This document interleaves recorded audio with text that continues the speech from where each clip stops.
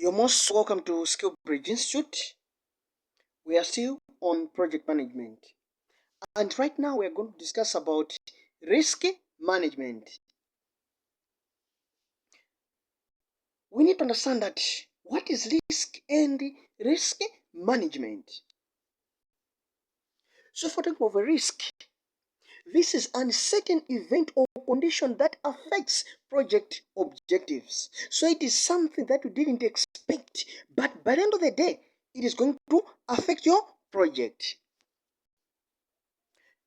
You can have internal risk or internal factor that originates within your project cycle.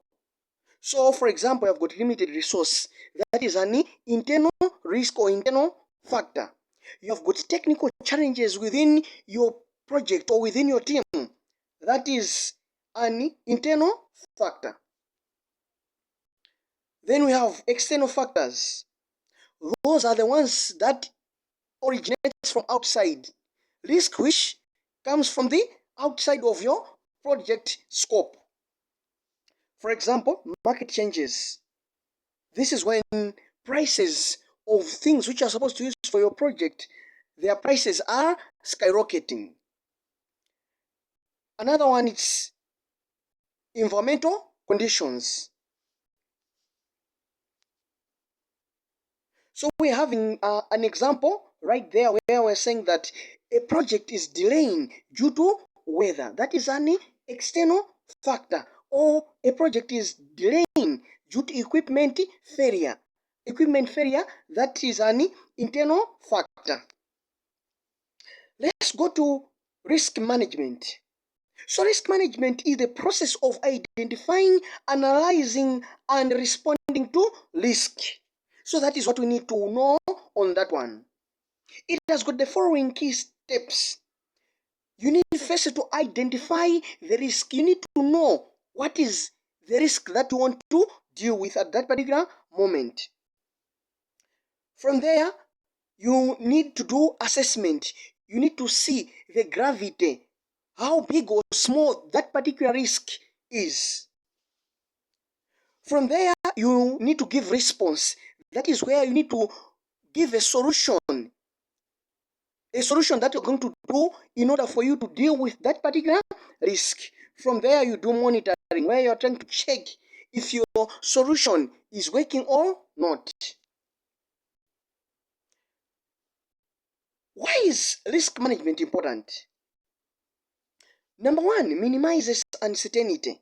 So on this one, we are saying it reduces the impact of that something which you didn't expect. So by the end of the day, the impact of that uncertainty is reduced. So that is where we're saying it minimizes uncertainty. Another one, enhances decision making. So by the end of the day, you are able to make very good decision because you are able to manage your risk. Protects resources. So resources which are using on your project, such as money, effort.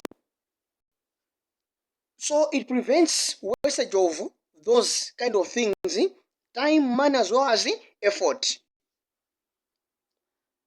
Another importance is that it boosts stakeholders' confidence. So because you are able to foresee the risk and you're able to manage the risk, by the end of the day, the stakeholders, they think that you are professional as well as you are reliable. As a result, they have confidence in you. Let's go to steps in risk management. Number one, risk identification. This is where you are trying to know the risk that you are dealing with. Number two, risk analysis. So you are now trying to assess the likelihood of that risk occurring and as well as the impact in case that particular risk occurs. So for example, you have found that the likelihood of that particular risk is high, as well as the impact, once it occurs, the impact will be very big. Then you need to give an immediate solution. You need to give an immediate solution. Let's say you have found out that the likelihood is low as well as the impact is low. Then you can just try to monitor that particular risk. Another step is risk response planning. In risk response planning, number one, we can avoid the risk.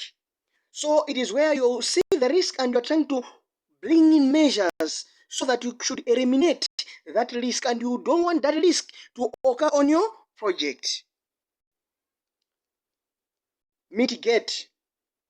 This is where you are trying to reduce the impact of that particular risk on your project. Transfer. This is where now you are trying to shift that particular risk on a third party or on another organization. For example, insurance company. So on that one, you're going to accept to say, if this particular risk is going to occur, by the end of the day, the insurance company is going to take care of this particular risk. Accept. That is where you prepare for the consequences. You say, once this particular risk is going to occur, we are going to do whatever we can for us to deal with this particular risk. Another one is monitoring. That is where you are trying to track risk and adjust plans continuously. So you are now trying to track that particular risk as well as you are trying to adjust your plans so that by the end of the day, you should deal with that particular risk. Let's talk about types of risk and tools.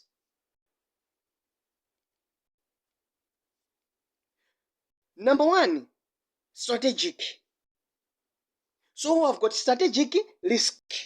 So on that one, an example is changing in market demands. Changing in what? In market demands. So that is a very good example of a strategic what? Strategic risk. For example, you are in the software development. So you find that people are in need of a certain software at a certain period of what? At a certain period of time. Then, by the end of the day, you produce that particular software. But you have produced that particular software at a period when that particular software is not in demand. So that is a risk on its own. So if a product that you're producing in your project, by the end of the day, that particular product, there is a certain change in market demands, that is a strategic risk. Operational risk. On that one, we can have issues of equipment breakdown. I think that is very obvious. Financial risk. On that one, it's where you budgeted, but by the end of the day, after starting conducting your project, you find that the cost of your budget is over. The cost of your budget is beyond what you planned before. So that is a financial risk. Compliance. On compliance, that is regulatory failures. So on that one, you're talking of laws, issues to do with laws. Another one, it is external. External, those are things to do with the environment. For example, natural disasters. Let's talk about risk management tools. So number one, I've got risk register. So on this one, you can track risk as well as responses. So you will be able to write all the possible risks which can be there in your project and give their response on how you are going to deal with that particular risk. Risk matrix, that is another tool. So on a matrix prioritizes risk based on likelihood as well as impact. So you are going to list all your risks. Then one by one, you are going to assess the likelihood as well as the impact. So if you find that the likelihood is high as well as the impact is high, then you need to take an immediate action on those risks. So a risk matrix is going to help you on that one. Another one, it is SWOT analysis. So SWOT analysis, that is an abbreviation. SWOT. It stands for strength, W weakness or opportunity, T threats. So on strength, you're focusing on the strength which you have inside your project or inside your team. Then weakness, you're focusing on the weakness that are there within your team or within your organization or within your project. Opportunities, now you're focusing on external opportunities which can give you an advantage in your project. Then threats, you're looking at external threats which can cause your project to fail. So you try to look at all those things. Let's go to challenges.